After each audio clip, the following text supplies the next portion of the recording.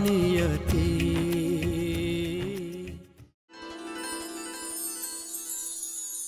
जी madam, आपका courier आया, लीजिए यहाँ साइन कर लीजिए।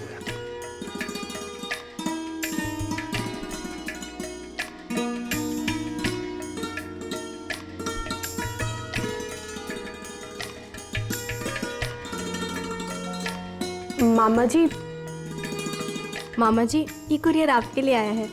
अर्जेंट कुरियर हमारे लिए? फोन क्यों नहीं कर दिया सामने वाले ने?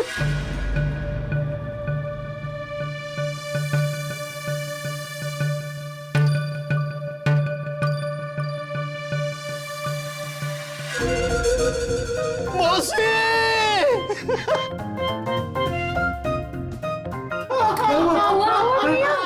क्या हुआ? अरे साले साहब क्या हुआ? मौसी जी गुजर गई।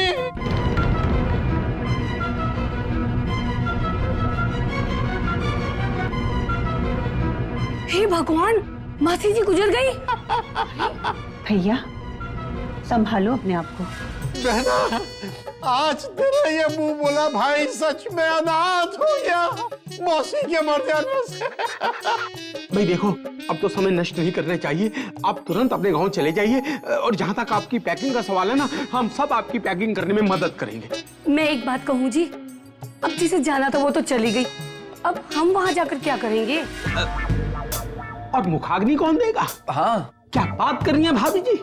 मौसी का तो कोई बेटा ही नहीं है, तो यही देंगे ना मुखाग्नि। अब हमारे वहाँ पहुँचने तक कोई रुका थोड़ी ना रहेगा। अरे मगर जब तक हम जाएंगे तब तक तो वहाँ सब कुछ निपट जाएगा। हाँ भाई, वहाँ तो जो मौसी का जेवर है, जायदाद है, रुपया है, सोना चांदी सब कुछ बच चुका होगा तब तक। लेकिन इतनी जल्दी में टिकट कहाँ से मिलेगा? अरे उसकी चिंता आप मत कीजिए। अंबर बेटा, अपने मामा मामी के लिए आज ही 2 ट्रेन की टिकट बुक करा दे। मैं जाकर पैकिंग करती हूँ। हाँ, हाँ।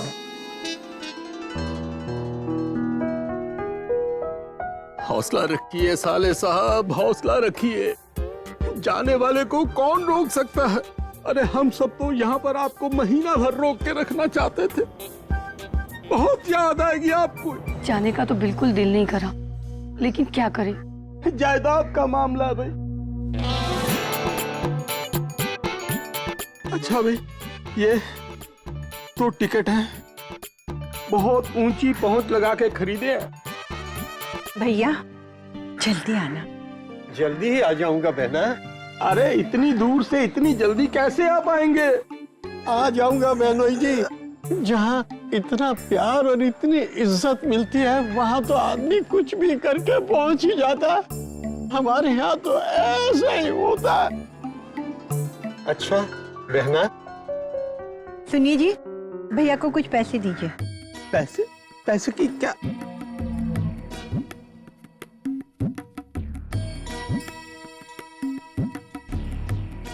जाते जाते ये भी ले गया। कुछ कहा बहनोई जी? नहीं, मैं ये कह रहा था, बहुत याद आएगी आपकी। अरे बहू, पैर छुआ और ट्रेन छूट जाएगी।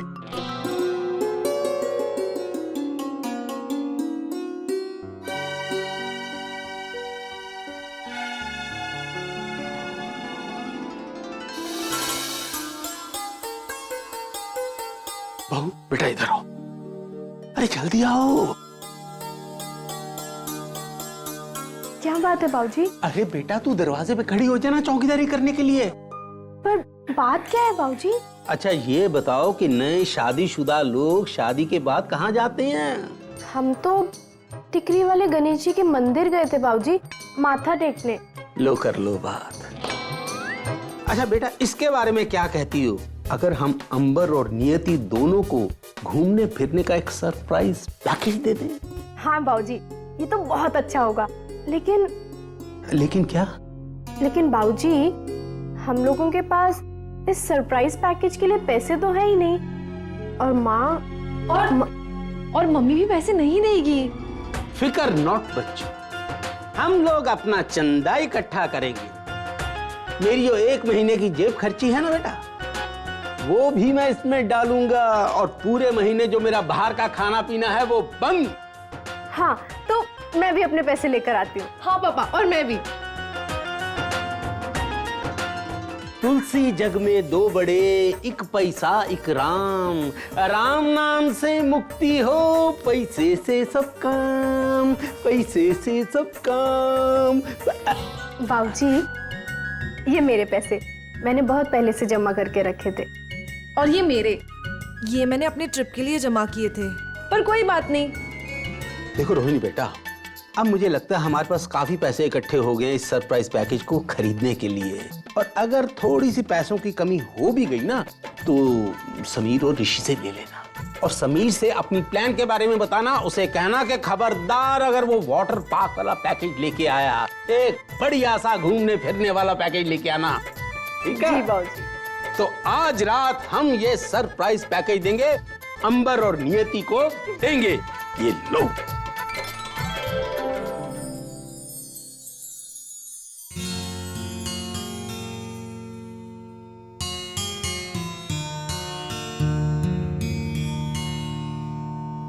अच्छा बेटा, तुमने सोचा कुछ? किस बारे में डैड? यही कि शादी के बाद तुम कहाँ घूमने फिरने जा रहे हो? नहीं, अभी तक तो कहीं नहीं। भाई शादी के बाद तो मियाँ बीवी को कहीं ना कहीं जाना चाहिए ना। तुम्हारे बाबूजी ठीक कह रहे हैं बेटा।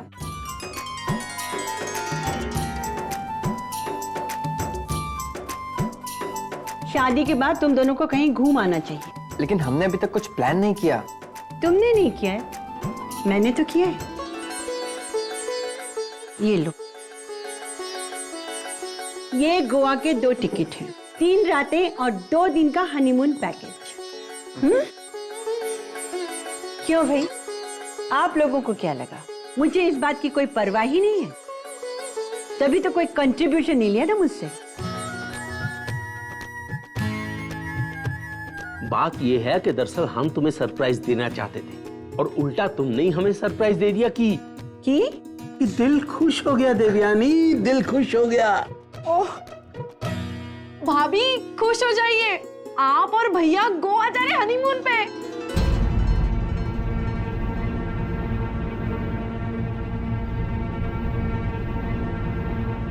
क्या बात है नियति, तुम गोवा की जगह कोई और जगह जाना चाहती हो?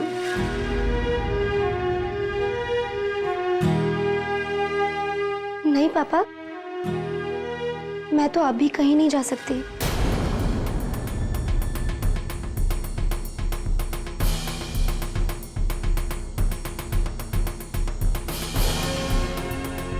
नियति बेटा, क्यों नहीं जा सकते?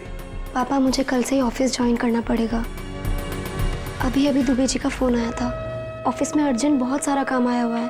नौकरी भी नई है पापा। नई जॉब है तो शादी भी तो नहीं है ना, और फिर शादी की छुट्टी कैसे कोई कैंसिल कर सकता है? शादी बार बार तो नहीं होती ना।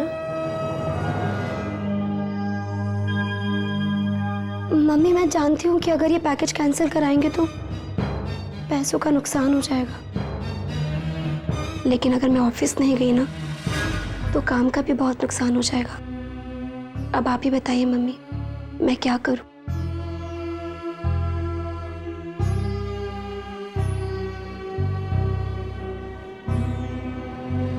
छोटी, तुम कुछ मत करो। अंबर, समीर को कहना कि ये टिकट है ना, वो ट्रेवल एजेंट को वापस कर दे। 20% काट के बाकी के पैसे ले ले। देखो बेटा, अपने काम का नुकसान कभी मत करो। तुम लोग घूमने फिरने तो कभी भी जा सकते हो।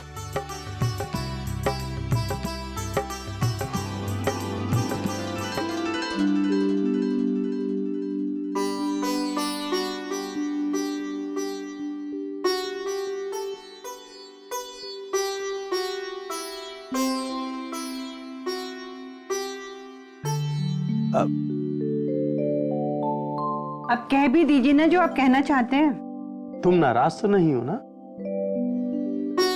किस लिए? नियति ने शादी होती ऑफिस ज्वाइन कर लिया, इसीलिए। अरे नियति घर में रहती तो भी काम करती, और ऑफिस जाकर भी काम करेगी। घर का काम करने के लिए वैशाली और रोहिणी तो है ना। अब नियति ऑफिस में काम करेगी तो 4 पैसे घर में ही आएंगे ना। कोई पागल ही होगा जो घर आती लक्ष्मी को ठुकराएगा। और आपको तो पता है ना कि मुझे सिंसियरली काम करने वाले लोग अच्छे लगते हैं। पता नहीं तुम्हें पूरी तरह से समझने में मुझे और कितना वक्त लगेगा, लेकिन आज तो तुमने मुझे बिल्कुल हैरान कर दिया। हैरान होते रहिए आप भी ना।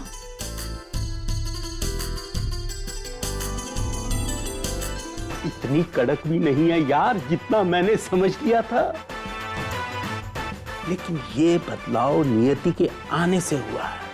मुझे पता था कि मेरा चैंप इस घर में आएगा तो कुछ ना कुछ बदलाव जरूर आएगा।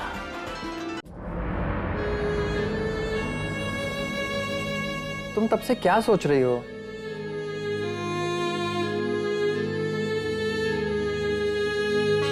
सबको बहुत बुरा लग रहा होगा ना, कितने प्यार से सबने प्लान बनाया था। अब मुझे कोई पसंद नहीं करेगा देखना। तुम भी।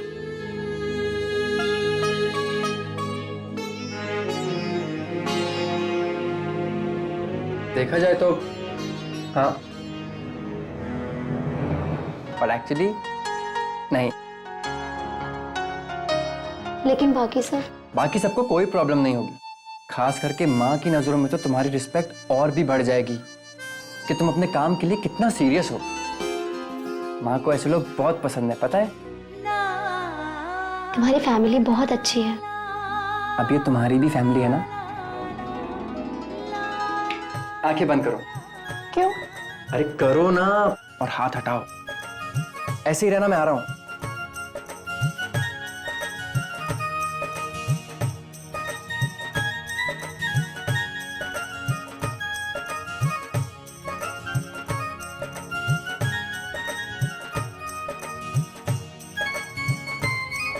हाँ खोलो ना। गिफ्ट? हाँ खोलो। किस खुशी में? देना तो हनीमून की खुशी में चाहता था, पर ऐसे ही सही। मेरे साथ रहोगी तो ऐश करोगी।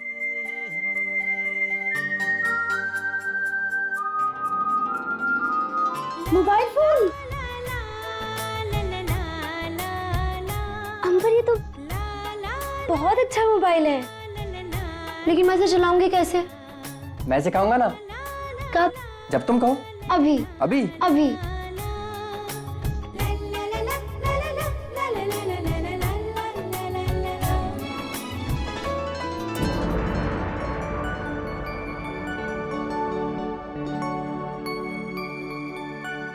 क्या बात है, तुम्हें नींद नहीं आ रही? कुछ समझ में नहीं आ रहा। यही कि गोवा का हनीमून पैकेज कोई कैसे मना कर सकता है, यही ना? सबसे आश्चर्य की बात तो ये है कि माँ जी ने नियति को कुछ भी नहीं कहा। अगर हम 1 रुपए की फजूल खर्ची कर देना तो माँ जी हमें 100 बातें सुनाती हैं, और नियति ने हजारों का नुकसान कर दिया। माँ जी के चेहरे पर एक शिकन भी नहीं आई।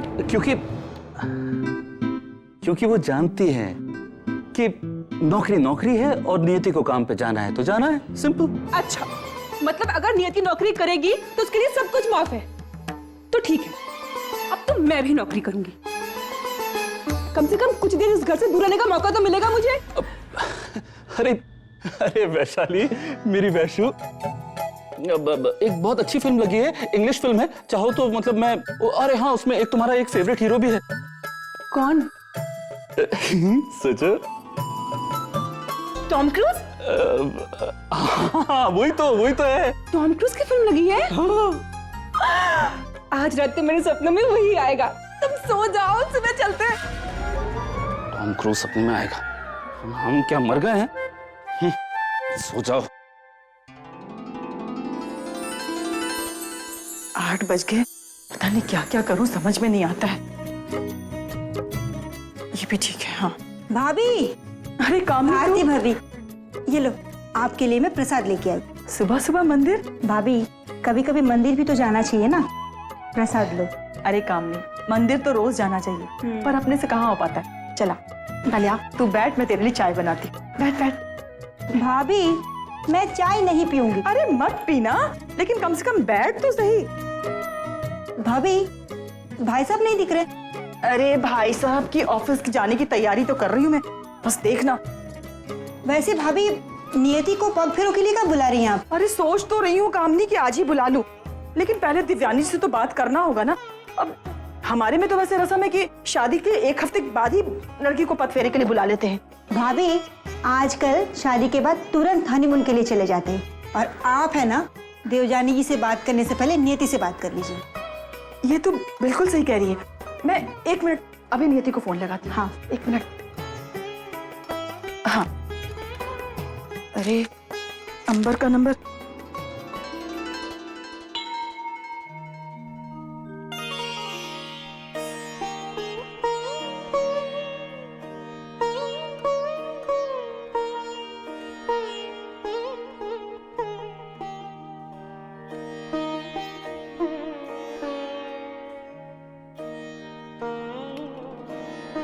कितनी बार इनसे कहा है कि ABCD के हिसाब से नंबर लिखा कीजिए, लेकिन नहीं, समझ में ही नहीं आता उनको।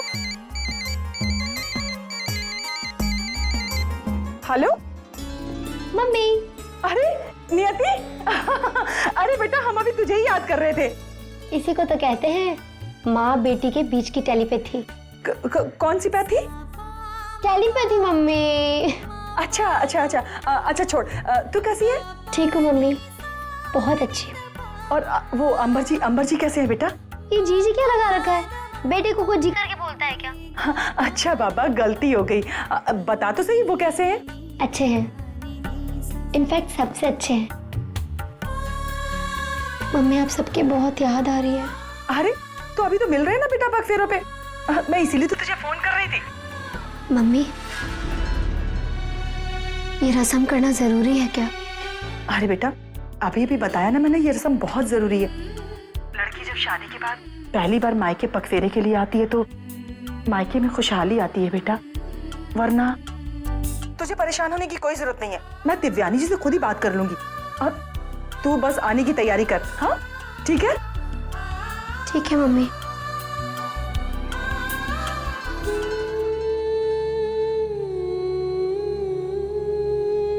पता नहीं मम्मी जी क्या कहेंगी।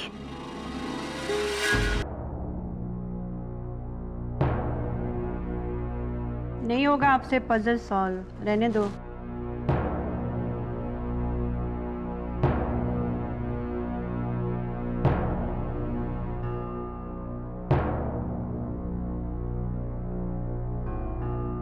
मम्मी जी अभी अभी मम्मी का फोन आया था। अच्छा कैसी है वो? ठीक तो है? सब अच्छे हैं। मम्मी आप सबको नमस्ते बोल रही थी।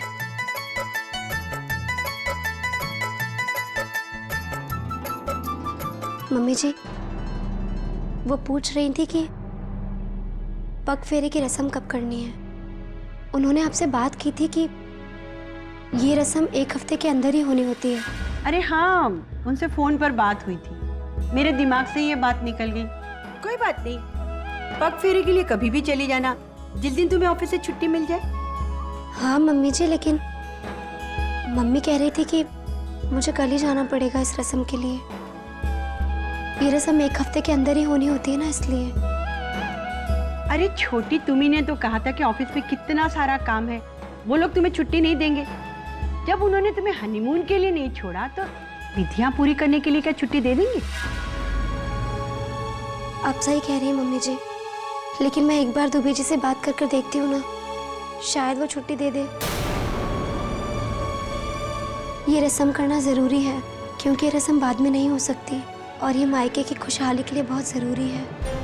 मायके की खुशहाली की बड़ी परवाह है, लेकिन हनीमून कैंसिल करते समय एक बार भी अंबर की खुशी के बारे में नहीं सोचा इसने। ठीक है बेटा।